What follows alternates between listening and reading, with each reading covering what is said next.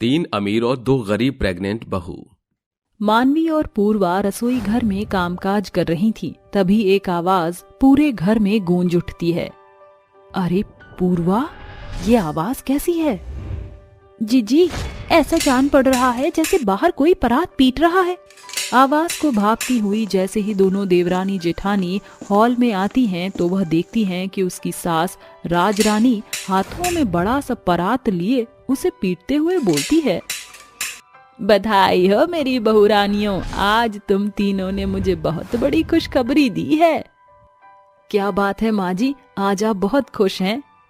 क्यों ना हो खुश, मेरी तीनों बहुएं गर्भवती हैं, इसलिए गौर से सुनो। अब से तुम दोनों गरीब मेरी तीनों गर्भवती बहू की देख रेख करोगी। इनके खान पान से लेकर दवा दारू का खराई से ख्याल रखना। भूल से भी भूल करने की गुस्ताखी मत करना, वरना तुम गरीबों की खैर नहीं। मानवी और पूर्वा के लिए यह पहली दफा ना था जब राजरानी उन्हें खरी खोटी सुना रही थी। दरअसल इसके पीछे बसा बड़ा कारण यह था कि राजरानी की तीन बहू तान्या, मौली और रायना अमीर घर से आई थीं, जबकि मानवी और पूर्वा गरीब घर से थी। इसलिए राजरानी रोजाना उनके आगे अपनी रहीसी का रुझान दिखाया करती। अब दोनों गरीब बहू तीनों अमीर बहू के गर्भावस्था में खास ख्याल रखती, मगर एक दिन दोनों बहुएं बेहोश हो जाती हैं, जिसे देखकर राजरानी डॉक्टर को बुलाती है।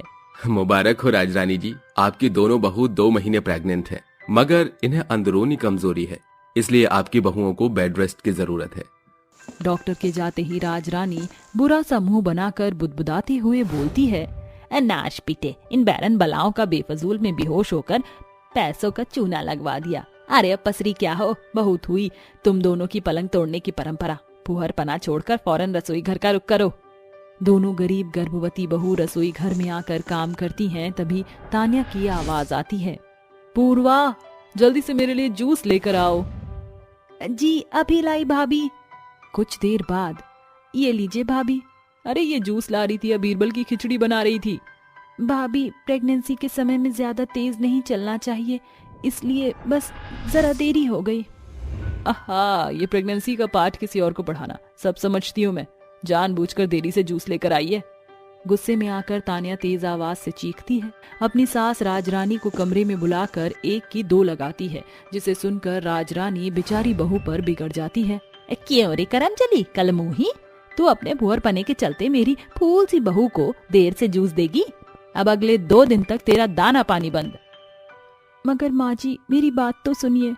राजरानी अपनी अमीर बहू की चिकनी चुपड़ी चाल में आकर गरीब गर्भवती बहू पर न सिर्फ बातों के बाण चलाती है, बल्कि अगले 2 दिन तक उसका दाना पानी बंद करके उस दोष की सजा देती है जो उस बेचारी ने किया भी ना था। ऐसे ही कुछ महीने बीत जाते हैं। तीनों अमीर बहुओं के मायके से खूब सारा खान पान का सामान और ढेरों तोहफे आते थे।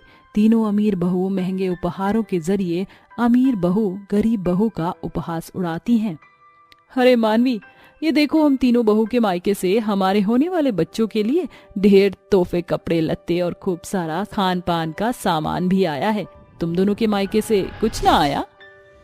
अरे मौली, तुम भी किससे पूछ रही हो? इनके गरीब बाप ने तो ब्याह के दिन ही अपना पल्ला झाड़ दिया था। अपनी गरीबी का मजाक बनता देखकर लाचार बहुओं की आंखों से आंसू छलक जाते हैं। फिर एक शाम, माँ जी, आज ना मुझे मालपुए खाने का बड़ा मन कर रहा है। मौली को भी मालपुए बेहद पसंद है। माँ जी, मुझे भी कल से पंचमेवे की खीर खाने का बड़ा जी कर रहा है। अरे बहू, तो कल क्यों नहीं बताया? प्रेगनेंसी में जी नहीं मारते। मैं चाहती हूँ कि मेरी तीनों बहुओं के बच्चे तंदुरुस्त पैदा हों। पूर्वा, अरे मानसी, कहाँ मर गई हो दोनों की दोनों? जी माँ जी, कहिए। ये पैसे पकड़ो और बाजार से सामान ले आओ। मेरी बहुओं को मालपुए और पंचमेवे की खीर खानी है। माँ जी, यहाँ से बाजार 2 मील दूर है। 10-20 रुपए और दे दीजिए ताकि हम रिक्शे से चले जा सकें। आखिरकार हमारा 8वां महीना चल रहा है। अच्छा, तो अब लाडो रानी रिक्शे पर बैठकर बाजार जाएंगी?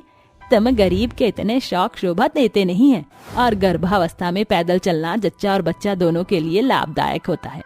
अब जाओ जल्दी। सास के ताने बाने सुनकर बेबस बहू तेज डगर से बाजार आती है और थकी मंदी घर आकर खाना बनाने में जुट जाती है। मालपुए देखकर गरीब गर्भवती मानवी का मन भी ललच उठता है, तो वहीं पूर्वा के जी में भी पंचमेवे की खीर खाने की लालसा जाग उठती है। तभी राजरानी रसोई घर में आती है। अरे खीर बना रही हो या बीरबल की खिचड़ी, इतनी देर लगती है? बस माँ जी बन गया। लाओ दो। माँ जी एक आधा मालपुआ मैं भी ले लूं, वो मुझे भी बड़े दिनों से मीठा खाने का मन हो रहा है। हाँ माँ जी आधी कटोरी खीर मुझे भी दे दीजिए, बड़ा मन है खाने का। बेड़ा गर्क हो तुम पिटल्लुओं का। अरे तुम्हारे बाप ने तो दहेज में एक फूटी कौड़ी नहीं दी, फिर किस हक से ये मेवे मिष्ठान भरे और पकवान चाहिए? मेरा बस चले तो मैं तुम्हें ये रूखी सूखी रोटी पर भी आफत कर दूं। गनीमत समझो कि तुम दोनों गरीब बहुओं को दाना पानी मिल रहा है। राजरानी के बेरुखे बर्ताव को देखने के बाद दोनों गरीब बहू अपना मन मार लेती हैं। कुछ ही दिनों में वह गर्भावस्था के 9वें महीने में कदम रखती हैं, जिसके साथ सेहत उनका साथ छोड़ने लगती है। बावजूद इसके तीनों बहू सारा दिन उन्हें अपनी जी हजूरी में उलझाए रखती। ऊपर से सास का सताव भी सहना था। एक दिन की बात है।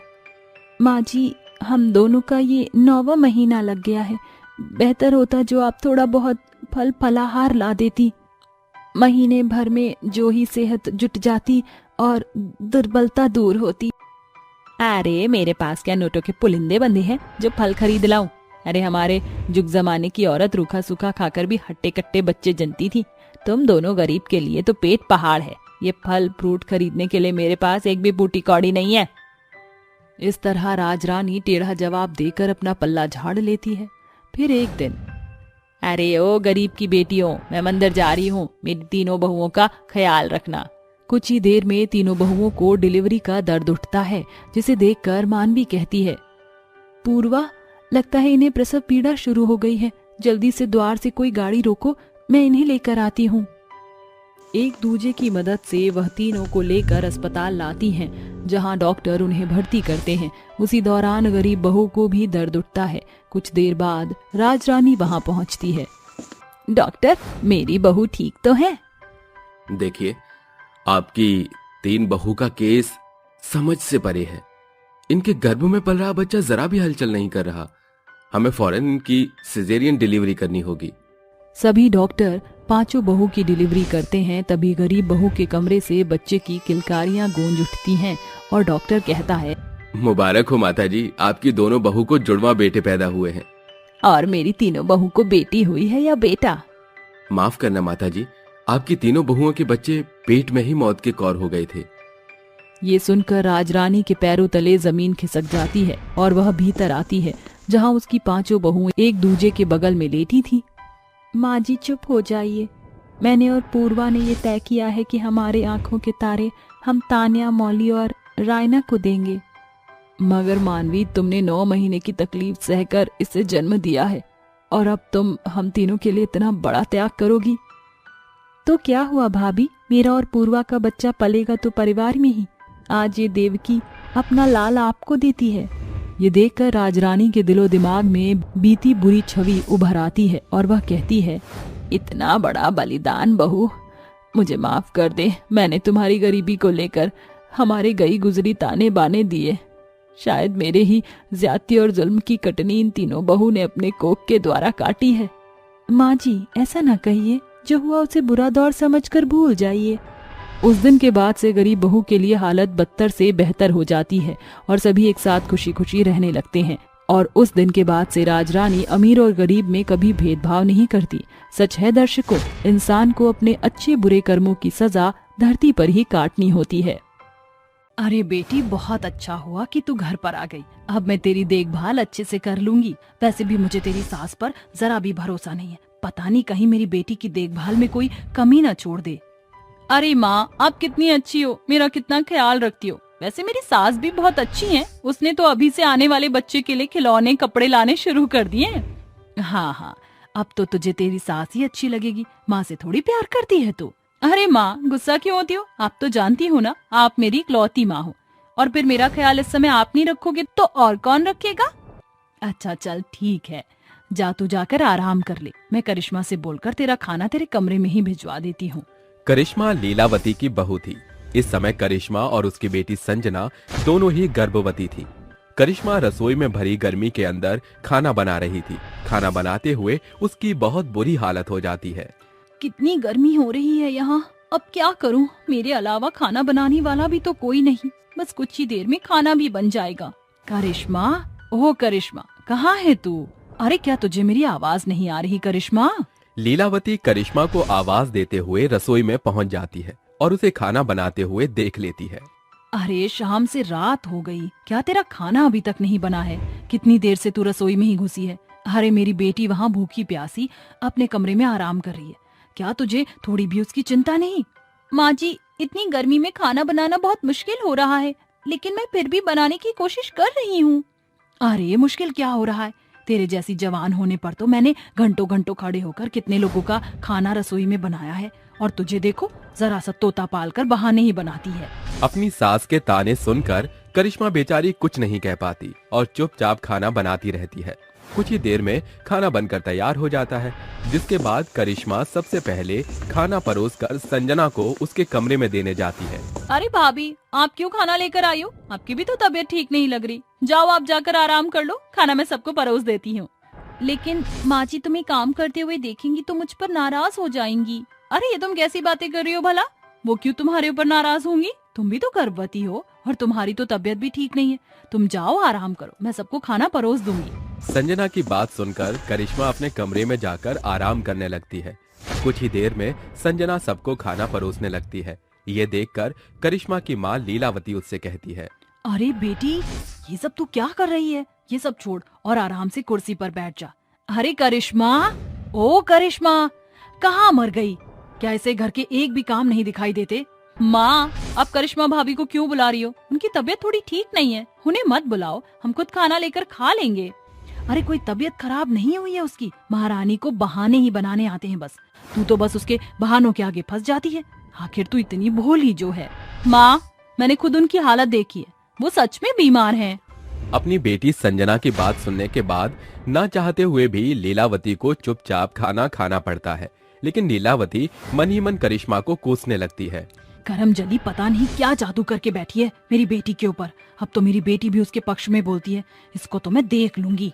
अगले दिन जैसे ही सवेरा होता है, लीलावती कपड़े इकट्ठे करके उनका ढेर लगा देती है और करिश्मा को आवाज लगाकर कहती है, करिश्मा, ओ करिश्मा, अरे कहाँ मर गई तू? पता नहीं कैसी बहू मिली है मुझे, जब देखो मेरी आवाज का घूंट पीती रहती है। करिश्मा का अभी छठा महीना चल रहा होता है।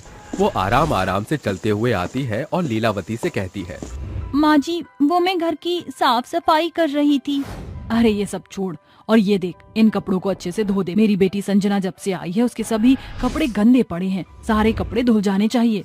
ठीक है माँ जी, मैं ये सारे कपड़े धो देती हूँ। करिश्मा चुपचाप अपनी सास की बात मानकर कपड़े धोने लगती है, जिसके बाद वो बेचारी उन कपड़ों को छत पर ले जाकर सुखाती भी है, जिसकी वजह से वो बहुत ज्यादा थक जाती है और आराम करने के लिए अपने कमरे में चली जाती है। आज तो पूरा दिन ही हो गया मुझे काम करते हुए, थोड़ा भी आराम नहीं किया है।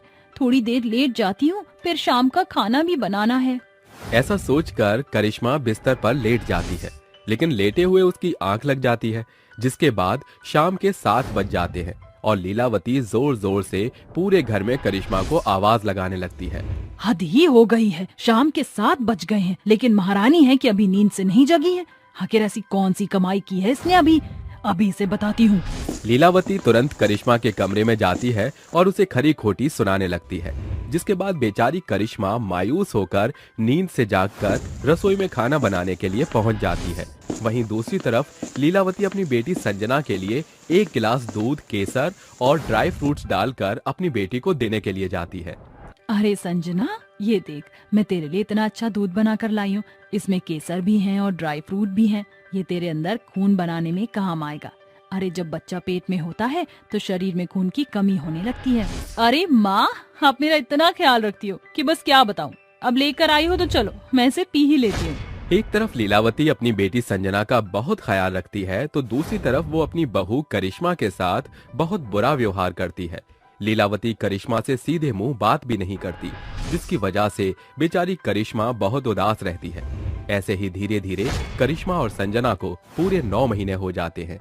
एक दिन लीलावती अपनी बेटी संजना को अपने कमरे में बुलाती है और उससे कहती है, अरे बेटी, अब तुम्हारा समय होने वाला है, तो मुझे तुम्हारे आने वाले बच्चे के लिए एक झूला और कपड़े लेकर आने हैं। तुम आराम करो और याद से दूध पी लेना, मैं जरा बाजार होकर आती हूँ। ठीक है माँ, साथ में करिश्मा भाभी के होने वाले बच्चे के लिए भी कपड़े ले आना। हाँ हाँ ले आऊंगी, तू ज्यादा उसकी तरफदारी मत किया कर। ऐसा कहकर लीलावती वहाँ से चली जाती है। उसके जाने के कुछ ही देर बाद संजना को अचानक से पेट में दर्द होने लगता है। आई माँ, मर गई। अरे संजना, क्या हुआ तुम्हें? लगता है तुम्हारी बहुत ज्यादा हालत खराब हो रही है, मुझे तुम्हें हॉस्पिटल लेकर जाना होगा। करिश्मा का भी पूरा 9वां महीना चल रहा होता है। बड़ी मुश्किल से वो ऑटो वाले को लेकर आती है और वो जिसमें वो संजना को बिठाकर उसे हॉस्पिटल ले जाती है। आप चिंता मत कीजिए, इन्हें कुछ नहीं होगा, बच्चा बाहर आने की कोशिश कर रहा है। डॉक्टर करिश्मा से इतना कह ही रही होती है कि तभी अचानक से करिश्मा को भी पेट में दर्द होने लगता है, जिसके बाद डॉक्टर नर्स के साथ उसे भी दूसरे वाले बेड पर लिटवा देती है। कुछ ही देर में करिश्मा और संजना को उनके बच्चे हो जाते हैं। संजना को एक प्यारी सी बेटी होती है और करिश्मा को एक प्यारा सा बेटा। तभी वहाँ लीलावती पहुँच जाती है। अरे संजना, तुम ठीक तो हो ना बेटी? मुझे माफ कर दो, मुझे तुम्हें छोड़कर नहीं जाना चाहिए था। लीलावती के आते ही संजना करिश्मा के बारे में उसे सब कुछ बताती है कि किस प्रकार वो इतनी मुसीबत उठाकर उसे हॉस्पिटल लेकर आई। ये सुनने के बाद लीलावती की आंखों में आंसू आ जाते हैं और उसे अपने किए धरे पर बहुत अफसोस होता है। मुझे माफ कर दे बहू, मैंने तेरे साथ बहुत बुरा बर्ताव किया, हमेशा तेरे ऊपर अत्याचार भी किए। मैं तो माफी मांगने के लायक भी नहीं हूँ, फिर भी हो सके तो मुझे माफ कर देना। अरे माँ जी, आप ये कैसी बातें कर रही हो? आप तो मेरी माँ जैसी हो, आप मुझे कुछ भी कह सकती हो, मुझे किसी भी बात से आपत्ति नहीं है। अपनी बहू का ये व्यवहार देखकर लीलावती बहुत खुश होती है और उसे गले से लगाती है। उस दिन के बाद से लीलावती अपनी बहू और अपनी बेटी में कोई फर्क नहीं करती और दोनों को एक बराबर प्यार करती है। सरस्वती सुनसान सड़क से देर सांझ अपने गांव बिलासपुर की ओर बढ़ती हुई कहती है, मुझे जल्दी से जल्दी घर पहुंचना होगा, मेरी तीनों गर्भवती बहू भूखी हैं। सरस्वती बनिए की दुकान पर आकर कहती है, बिरजू, जरा जल्दी से 5 किलो आटा और 4 किलो चावल तौल दो। सरस्वती के सारे पैसे बनिए के गल्ले में चले जाते हैं। वो राशन पानी का सामान खरीद कर घर में दस्तक देती है, जहाँ उसकी तीनों गर्भवती बहू भूखी बैठी हुई थी। अरे मेरी बहू, बस थोड़ा सा और सब्र बांध लो, मैं अभी चूल्हे पर खाना चढ़ा देती हूँ। अरे माँ जी, तीन बहू के रहते आप क्यों खाना पकाओगी? हाँ माँ जी, एक तो इस बढ़ते बुढ़ापे में हम तीनों गर्भवती बहुओं की भूख का बोझ उठाने के खातिर आपको दूसरों के यहाँ चौका बर्तन करना पड़ रहा है। अरे हम तीनों ने जरूर पिछले जन्म भले कर्म किए थे, जो इस कलयुग के दौर ने सतयुग के जमाने जैसी सांस मिली है। ये तो तुम तीनों का बड़प्पन है मेरी बहुओं, वरना मैं बूढ़ी तुम तीनों को इस गर्भावस्था में भी 2 वक्त की रोटी भी समय से नहीं खिला पा रही हूँ। माँ जी, अगर हम तीनों के पतियों के साथ वो घटना ना घटी होती तो आज हमारे घर का मंजर कुछ और ही होता। दोस्तों, आज के दौर में सास बहू के बीच बेशुमार प्यार देखकर आप भी असमंजस में पड़ गए ना? आइए कहानी के पिछले भाग से एक नजर गौर फरमाते हैं। रमीला, शर्मिला, उर्मिला, तुम्हारे पैरों के नीचे जो अक्षत कलश रखा है उसे अपने दाहिने पाँव से लगाकर गृह प्रवेश करो। जी सासू माँ। बिलासपुर गांव की सीमा में रहने वाली सरस्वती देवी के 3 बेटे थे, रमेश, सुरेश और महेश, जिनकी शादी सरस्वती ने एक ही मंडप में रमीला, शर्मिला, उर्मिला नाम की 3 घराने की लड़कियों से की थी। उसके तीनों बेटे शहर के मल्टीनेशनल कंपनी में अच्छे ओहदे पर जमे हुए थे। तीनों की तनख्वाह काफी भली थी। अरे मेरी बहुओं, शादी ब्याह के घर में तुम तीनों बेहद थक गई होगी, जाकर आराम कर लो, सवेरे उठना भी तो होगा। तीनों बहुएं अपने पतियों के संग कमरे का रुख करती हैं। गुजरते दिनों के साथ तीनों की शादी को सप्ताह होने को आ जाता है। एक सुबह, माँ, कल देर रात दिल्ली ऑफिस से मेरे बॉस का फोन आया था, हमें आज ही वापस जाना होगा, काम ज्यादा बढ़ गया है। अरे ये क्या बात हुई, बोलो। भला शादी को सही ढंग से 1 सप्ताह भी नहीं बीता और तुम तीनों जाने की बात कर रहे हो। अरे हमारी अम्मा, लुगाई के साथ कमाई भी तो जरूरी है, अगर तुहार बिटका कमाई नहीं तो मेहरिया के खिलाई का। माँ, सुरेश की बिहारी बोल बाले को सुनकर सारा माहौल खुशनुमा हो जाता है और महेश कहता है, माँ, आज सांझ की ट्रेन है, स्टेशन के लिए अभी निकलना होगा। शादी के सप्ताह भर बाद ही तीनों शहर रवाना हो जाते हैं, मगर आधे रास्ते ही ट्रेन हादसे में तीनों स्वर्ग सिधार जाते हैं। उन तीनों के नाम मरने वालों की श्रेणी में शुमार हो जाते हैं। समाचार संचार के माध्यम से ये खबर तीनों को पता चलती है। सरस्वती भगवान से कहती है। अरे ओ आसमां में रहने वाले, आखिर क्या मिला तुझे मेरी बहुओं की मांग सुनी करके? तेरे समय के चक्र ने मेरी बहू को सुहागन से अभागन बना दिया। तीनों की आकस्मिक मौत से सरस्वती और उसकी तीनों बहुएं गहरे शोक के समंदर में डूब जाती हैं। समय के साथ उनके घर की आर्थिक दशा भी दयनीय हो जाती है। खाने में क्या बनाऊं? अन्न एकदम शेष हो चुका है। भंडार घर के भीतर कुछ भी अन्न नहीं बचा। इस दुनिया के रचैया ने सारे दुख दर्द हम सास बहू की झोली में भर दिए।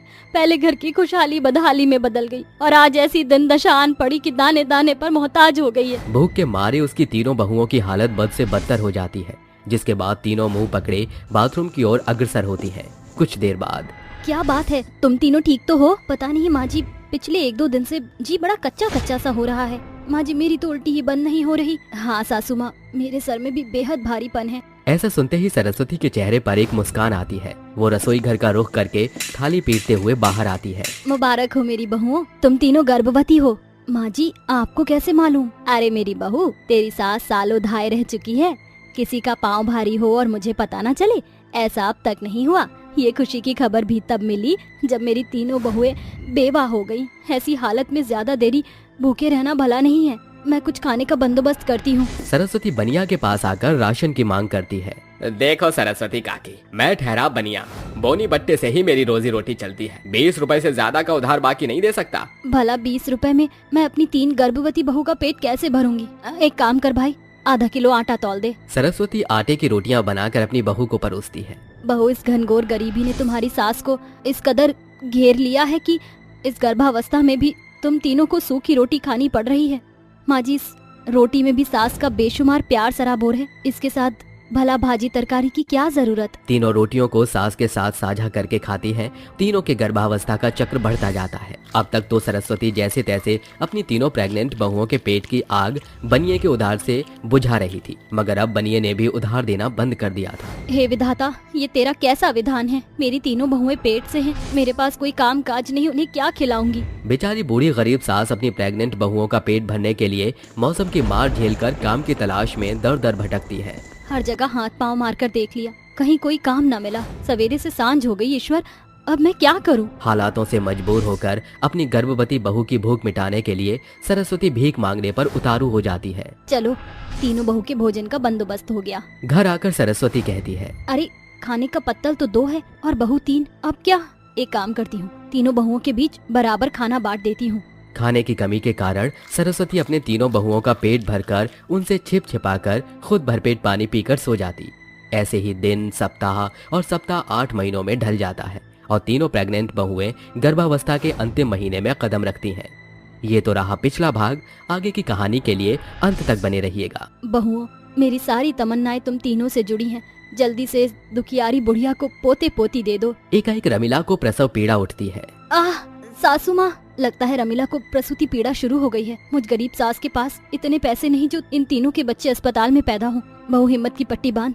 उर्मिला, शर्मिला बहू, जल्दी से गर्म पानी, सूती कपड़े का जुगाड़ करो। कुछ ही पलों में रमीला एक बेटे को जन्म देती है। तभी उर्मिला शर्मिला को भी दर्द उठता है। आह माँ, लगता है इन तीनों के बच्चा जनने की तारीख आज ही है। सरस्वती एक सांस में कभी शर्मिला को संभालती तो कभी उर्मिला को। कुछ देरी के पश्चात वो दोनों 2 बेटियों को जन्म देती हैं और सरस्वती कहती है, गर्भ से ही गरीबी झेल कर भी तीनों एकदम हष्ट पुष्ट पैदा हुए हैं। बहू, आज तुमने अपनी गरीब सास को ये नायाब तोहफा देकर मुझे सबसे अमीर कर दिया। उस गरीबी में भी आज सरस्वती के चेहरे पर सुकून था। वो खुद को ऊंचाई के शिखर पर देख रही थी, क्योंकि उसने पिछले 9 महीने अपना पेट काट कर जिस आस से अपनी प्रेग्नेंट 3 बहुओं का पेट भरा, आज वो आस उसकी बूढ़ी आंखों के सामने सुशोभित थी।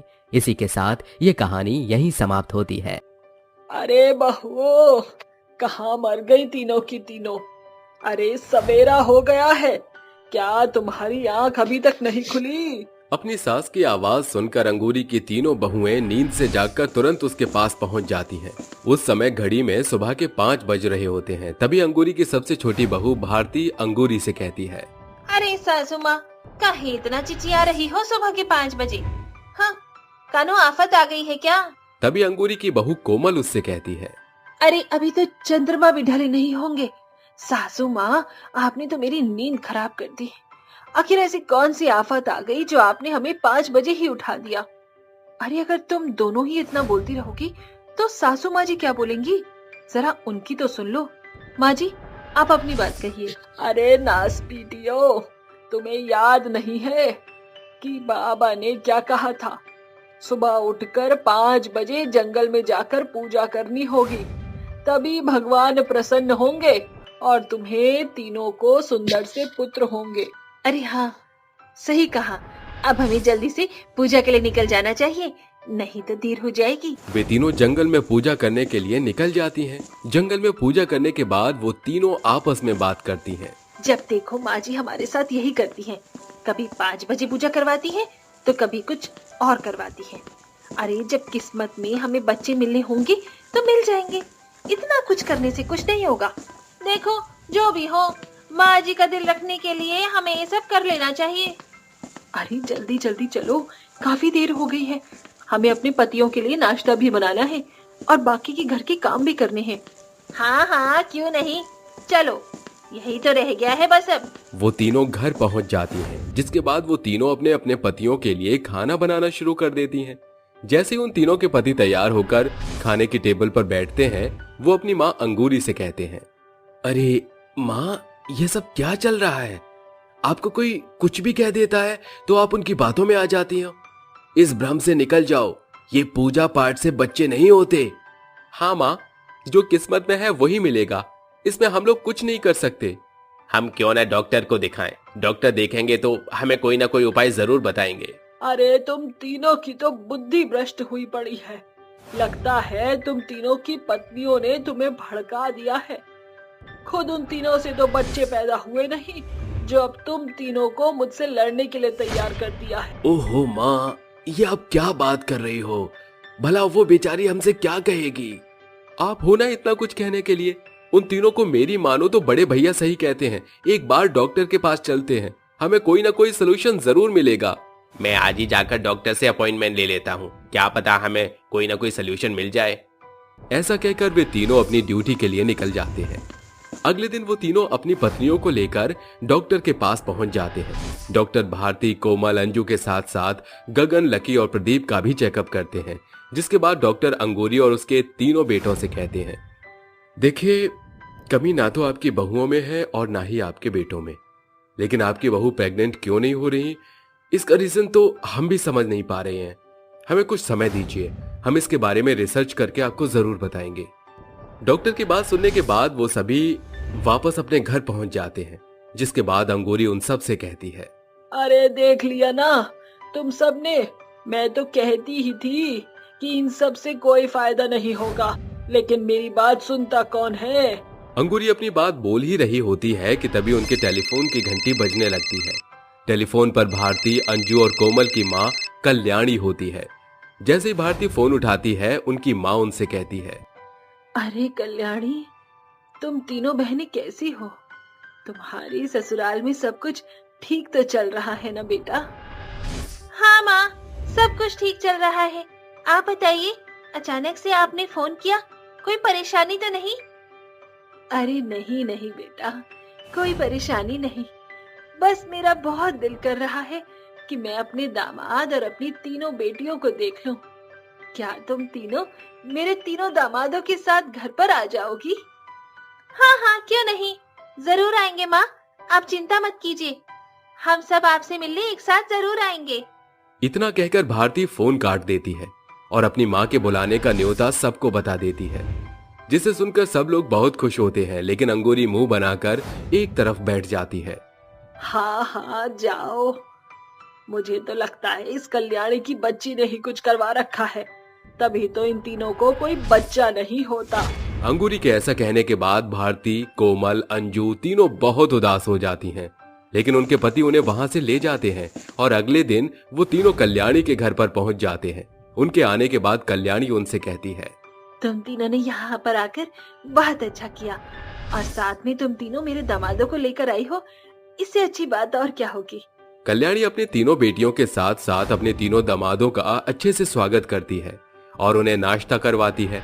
नाश्ता करवाने के बाद कल्याणी अपनी तीनों बेटियों को अपने कमरे में बुलाती है और उनसे कहती है, देखो मेरी बच्चियों, मैं जानती हूँ कि तुम मुझे कुछ नहीं बताओगी, लेकिन मुझे सब कुछ पता है कि तुम्हारी सास तुम्हारे पीछे क्यों पड़ी रहती है। इसीलिए मैं तुम तीनों को एक बाबा के पास लेकर जाना चाहती हूँ। वो बहुत ही प्रसिद्ध हैं और उन्होंने कई सारी विधियां प्राप्त कर रखी हैं। जब भी किसी को कोई दिक्कत होती है, बाबा उसकी दिक्कत को दूर कर देते हैं। आज रात तैयार रहना, हमें उनके पास जाना है। भारती, कोमल, अंजू तीनों ही बच्चे की लालसा में इतनी पागल थीं कि उन्हें कुछ नहीं सूझ रहा था। जिसके बाद रात होते ही वो तीनों अपनी माँ के साथ बाबा के पास जाती हैं। बाबा उन तीनों को देखते हैं और उनसे कहते हैं, अरे मेरी बच्चियों, परेशान होने की कोई जरूरत नहीं है। मेरे पास तुम्हारी समस्या का समाधान है। बस बाबा जी की बूटी को याद रखना और उसे सही समय पर खा लेना। बाबा तीनों को अपनी बूटी देता है, जिसके बाद वो तीनों से कहता है, चांदनी रात के समय ठीक रात के 11 बजे तुम्हें इस बूटी को दूध के साथ पीना है, जिसके बाद तुम तीनों प्रेग्नेंट हो जाओगी और तीनों को बेटे होंगे। ये सुनकर वो तीनों बहुत खुश हो जाती हैं। जिसके बाद वो तीनों अपनी माँ कल्याणी के साथ वापस घर लौट आती हैं। 2 दिन बाद चांदनी रात होती है और जैसे तैसे करके वो तीनों 2 दिन बहुत ही मुश्किल से बिताते हैं। चांदनी रात वाले दिन वो तीनों एक साथ रसोई में अपने लिए दूध गर्म करती हैं और उसमें बाबा जी की बूटी डाल देती हैं कि तभी अचानक से उनके घर पर उनकी सास अंगूरी आ जाती है। अरे कहाँ गए सब के सब?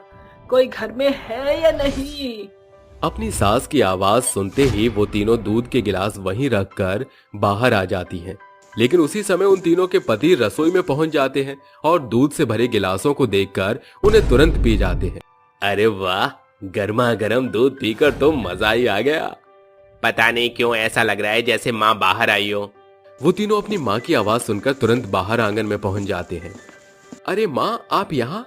आप इतनी रात को यहाँ क्या कर रही हो?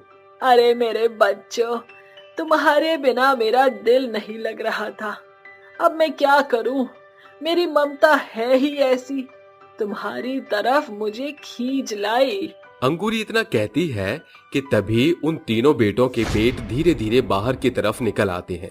ये सब देखकर वो सभी अचंभित रह जाते हैं। लेकिन भारती, कोमल, अंजू को ये पता चलने में देरी नहीं लगती कि उनके पतियों ने बाबा जी की बूटी दूध के साथ पी ली। जिसके बाद वो तीनों मिलकर अपनी सास को बहुत ही प्यार से समझाती हैं। अरे ये कैसा गजब हो गया? तुम तीनों के पेट की गुल्लक खाली पड़ी है और मेरे बेटों के पेट तो देखो, पूरे 9 महीने की संभावना लग रही है। कुछ ही देर बाद गगन, प्रदीप और लकी को उनके पेट में बहुत जोर से दर्द होने लगता है। जिसके बाद कल्याणी अपने तीनों दामादों को हॉस्पिटल लेकर जाती है। कुछ ही देर में उन तीनों की डिलीवरी हो जाती है और वो तीनों बहुत ही सुंदर बच्चों को जन्म देते हैं। तभी वो तीनों अपनी सास कल्याणी से कहते हैं, अरे सासू माँ, आज आपकी बदौलत हम तीनों बाप बन गए और इसी के चलते हमें आज औरतों के दर्द का एहसास हुआ। अब जो भी है सब ठीक है, हमारा परिवार पूरा हो गया और हम तीनों को संतान भी है। इससे ज्यादा खुशी की और क्या बात हो सकती है। उन तीनों के प्रेग्नेंट होने की खबर अखबार में छप जाती है। जिसके बाद वो सब अब एक साथ खुशी खुशी रहने लगते हैं। एक गांव में निर्मला अपनी बहू दीक्षा, विकलांग बेटे रवि और 10 वर्षीय पोते टोनी के साथ रहती थी। बेटा और पोता काम करने की हालत में नहीं थे, इसलिए सास बहू ही रसगुल्ले बनाकर छोटी सी मिठाई की दुकान पर उन्हें बेचकर घर का खर्चा चलाया करती थी और सुबह अपनी दुकान खोलकर बेचने लगती है। आइए आइए, रसगुल्ले खा लीजिए, नरम नरम, मुंह में एकदम से घुल जाने वाले रसगुल्ले। आइए आइए, रसगुल्ले बिल्कुल ताजे और सस्ते हैं। अम्मा जी, जरा मुझे 1 किलो रसगुल्ले कर दीजिए। ये लो बेटा। लो अम्मा, पैसे। दीदी, जरा 50 रसगुल्ले मुझे भी दे दीजिए और मुझे भी 2 रसगुल्ले के डिब्बे दे दीजिए। जल्दी निकलना है, जरा जल्दी कीजिएगा। अरे अभी कर देते हैं आप सबका। वैसे अनिका भाभी इतनी जल्दी कहाँ जा रही हैं? अरे क्या बताऊं, भाई की लड़की हुई है ना, तो उसको ये देने जा रही हूँ। अच्छा भाभी, आपको और आपके भैया भाभी को बहुत बधाई। ये लीजिए आपके 2 रसगुल्ले के डिब्बे। बेटा, ये तुम्हारे 50 रसगुल्ले 200 रुपए के हो गए। ये लीजिए आंटी जी। वैसे आंटी, आपके रसगुल्ले बहुत ज्यादा अच्छे होते हैं, इसीलिए मैं हमेशा बार बार यहाँ आती रहती हूँ। एक एक्स्ट्रा मिलेगा क्या आंटी? शुक्रिया बेटा। हाँ, जरूर, तुम तो हमारी पुरानी ग्राहक हो। बहू, जरा 1 पीस दे दो इसे। ये सुनकर निर्मला की बहू दीक्षा उसे रसगुल्ले का 1 पीस उठाकर दे देती है। सास बहू के रसगुल्ले इस गांव में बहुत ज्यादा मशहूर थे, इतने की दुकान के खुलने से पहले ही रसगुल्ले के लिए लाइन लग जाती थी और ज्यादातर शादी और पार्टियों में सास बहू ही रसगुल्ले की स्पेशली ऑर्डर लिया करती थी। तभी विनोद काका उसकी दुकान पर आकर कहते हैं, घड़ी खम्मा माता जी, अरे मेरी बेटी की शादी है अगले हफ्ते, इसलिए मुझे 15-20 किलो रसगुल्ला का ऑर्डर देना था आपको। ठीक है, हम वहीं आकर ताजे रसगुल्ले बना देंगे। ये कहकर विनोद चला जाता है। माँ जी, कितने दिनों बाद हमारे पास पहला शादी का ऑर्डर आया है सर्दियों में। हाँ बहू, वो तो है। ये कहते ही उन लोगों की दुकान पर और भी लोग आ जाते हैं, जिसके बाद एक एक करके उनकी दुकान के सारे रसगुल्ले खत्म हो जाते हैं और फिर वो दोनों अपने घर चली जाती हैं। वो देखती हैं कि रवि और टोनी मिलकर सब्जी काट रहे हैं। अरे अरे टोनी बेटा, ये तो क्या कर रहा है? और आप भी क्यों कोशिश कर रहे हैं? देखो आपका हाथ कितना कट रहा है। हाँ बेटा, ये सब करने की क्या जरूरत थी तुझे? और टोनी, तू भी अपने बाप के साथ लग गया काम करने, हम है ना। अरे मैं तो बस पापा की मदद कर रहा था। पर क्यों, मैं आकर खाना नहीं बना सकती क्या? अरे भगवान, तुम तो पीछे ही पड़ जाती हो। मैं तो तुम्हारी मदद करने के लिए सब्जी काटने की कोशिश कर रहा था और अपने हाथ को भी चलाना चाहता था। पता नहीं कब मेरा हाथ ठीक हो पाएगा। अब थोड़ी बहुत तो सब्जियां कट गई हैं। आप दोनों बाहर जाकर काम करते हो, दुकान को संभालते हो, फिर घर आकर खाना ही बनाना था, इसलिए मैंने सोचा कि हम दोनों मिलकर आप दोनों का काम हल्का कर देते हैं। बेटा, हम दोनों के लिए इतना सोचा तूने, उसके लिए शुक्रिया। पर तेरी तबीयत का ख्याल भी तो हमको ही रखना है ना, इसलिए तू इन सब चक्करों में मत पड़। बस दवाई खा, अच्छा खाना खा और योगा कर। डॉक्टर ने बोला था तू हाथ चलाएगा तो ठीक हो जाएगा। माँ, अभी वही तो करने की कोशिश कर रहा था मैं, पर देखो ठीक से चाकू भी पकड़ नहीं पा रहा था। पैर तो गए ही गए, हाथ भी कुछ ठीक से नहीं चल रहा, इसलिए तो आप दोनों को मेरी वजह से काम करना पड़ रहा है। साथ में टोनी के स्कूल का भी खर्चा भी रहता है। मैं कुछ करने लायक नहीं बचा। बस रवि जी, अब आगे कुछ मत कहिए। घर के प्रति जितनी जिम्मेदारी आपकी है उतनी ही मेरी भी है। आप आराम से बैठना, मैं खाना बनाती हूँ। ये बोलकर अपने पति को सहारा देकर खटिया पर लेटा देती है। कुछ देर बाद खाना बन जाता है, फिर सब एक साथ खाना खाते हैं। दीक्षा अपने पति को खाना खिलाती है। ऐसे ही एक हफ्ते बाद वो विनोद काका की बेटी की शादी में रसगुल्ले बना देती है। तभी विनोद आता है। अरे दीक्षा बेटा, रसगुल्ले बन गए क्या?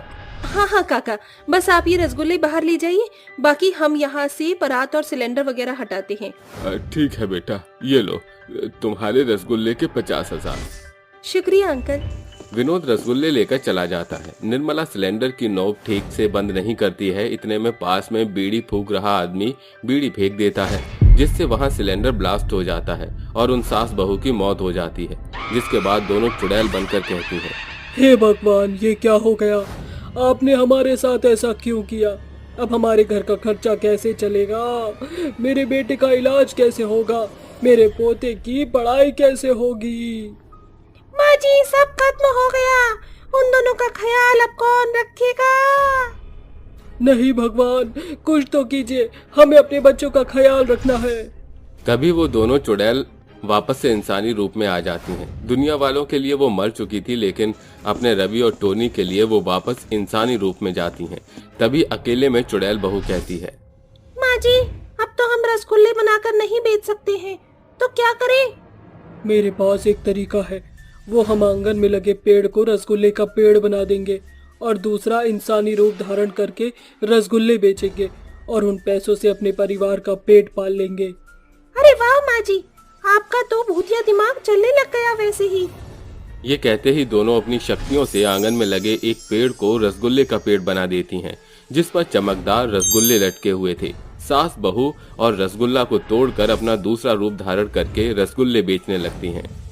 आइए आइए, रसगुल्ले खाइए, नरम नरम रसगुल्ले।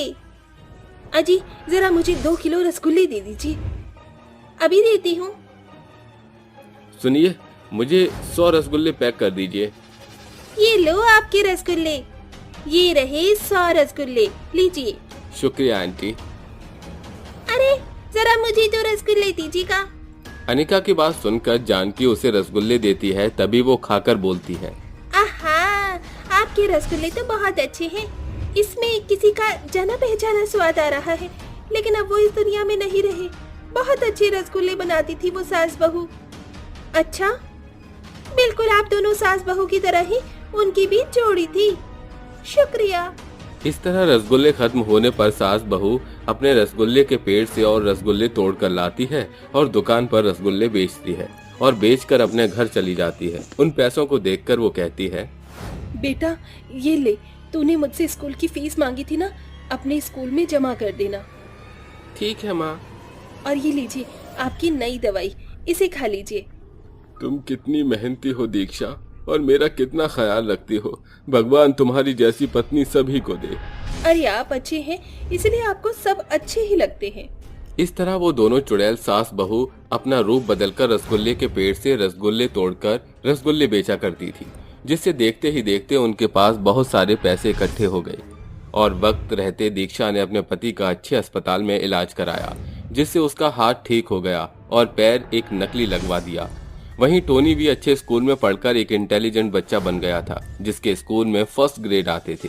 वक्त के साथ सास बहू इसी तरह रसगुल्ले बेचती गईं और टोनी 15 साल का हो गया और रवि भी दुकान पर बैठकर रसगुल्ले बेचा करता था। तभी एक दिन कमरे में रवि अचानक से आता है कि उसे अपने माँ और अपनी पत्नी के रूप में दो चुड़ैलें दिखाई देती हैं और वो घबराकर कहता है, माँ ये सब क्या है? आप दोनों इस रूप में क्यों हैं? बेटा हमसे डर मत, क्या बताएं? ये क्या हुआ? कब हुआ? मुझे सब बताइए। मैं बताती हूँ। ये बोलकर दीक्षा उसे उस हादसे से लेकर अब तक की सारी कहानी बयां कर देती है और कहती है, रवि जी ये सब हमने आप दोनों के लिए ही किया था, क्योंकि आप ठीक नहीं थे और टोनी छोटा था। लेकिन अब आप दोनों खुद सब कुछ कर सकते हो और घर की आर्थिक स्थिति रसगुल्ले पेड़ से अच्छी है। रसगुल्ले का पेड़? हाँ, तो अब से रसगुल्ले पर पेड़ से ही रसगुल्ले बेचना। अपनी शक्तियों से हमने आंगन में ही उस पेड़ को उगाया है और अपना ख्याल रखना। हम दोनों को अब जाना होगा। पर माँ, दीक्षा। रवि उन्हें आवाज लगाकर रोने लगता है, पर दोनों उसे छोड़कर हमेशा के लिए चली जाती हैं। जिसके बाद रवि रसगुल्ले पेड़ से रसगुल्ले बेचता था और अपने बेटे को